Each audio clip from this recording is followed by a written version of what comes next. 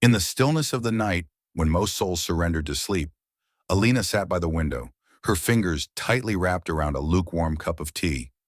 The moonlight streamed in through the gauze curtains, casting long shadows on the floor that reminded her of paths, some familiar, others unknown. It had been a year filled with moments that felt like the end, a year that tested not only her patience, but the very foundation of her belief in herself and in Allah. She often thought about the things she lost, her job, her closest friend to a misunderstanding that felt irreparable, and her sense of direction.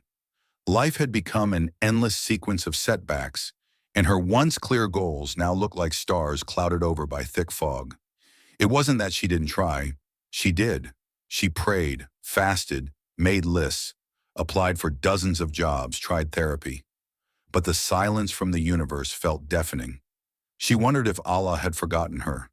She had whispered that fear only once in her sujud, ashamed of the doubt it carried.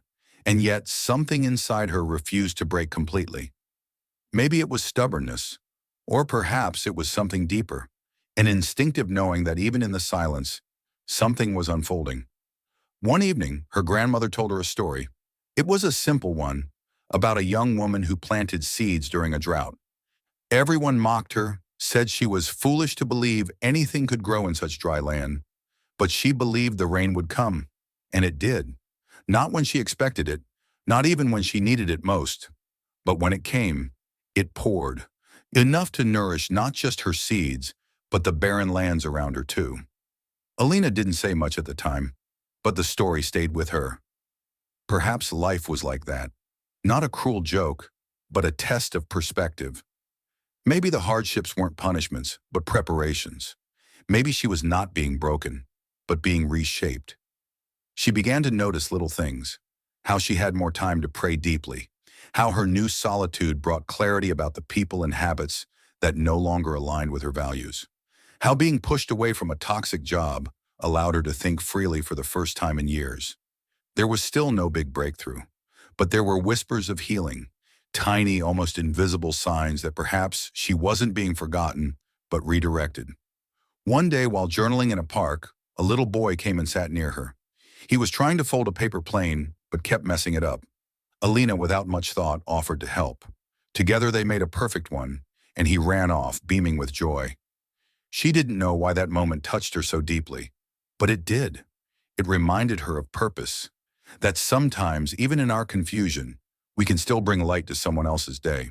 She realized then that life's interruptions might just be part of a more elaborate design.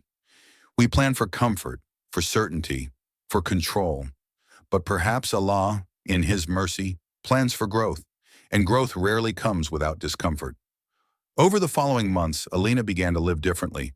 She stopped obsessing over timelines and started embracing process. She gave more attention to her prayers, not as transactions but as conversations. She listened more, both to others and to herself. She forgave her friend, even if the friendship never returned. She forgave herself too. And slowly she began to rebuild, not her old life, but a new one. She started a small online project offering emotional support to young women navigating confusion and burnout. She didn't have a grand plan, just a willingness to serve. But the messages she received were overwhelming. "You helped me feel seen. I thought I was alone. Thank you for putting it into words." The irony wasn't lost on her. The very pain that once left her speechless had now become her language of connection. Her trials were not in vain. They were tools. She wasn't being punished. She was being prepared. Looking back, Alina saw that her life wasn't derailed.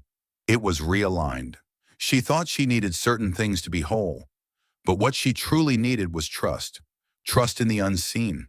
Trust in the idea that not every delay is a denial, and not every silence is abandonment. That sometimes Allah withholds not to hurt, but to protect, to give better. There's a verse in the Quran that kept echoing in her mind. And perhaps you hate a thing, and it is good for you. And perhaps you love a thing, and it is bad for you. Allah knows, and you know not. Surah Al-Baqarah 2216. She had recited it so many times in the past, but now she felt it in her bones. Alina wasn't fixed. She still had days of doubt, Life wasn't suddenly smooth, but her relationship with pain had changed. She no longer saw hardships as punishments, but as potential. She had come to understand that divine wisdom doesn't always reveal itself instantly. Sometimes it asks us to walk blindly for a while, to trust the process, to surrender our limited understanding to a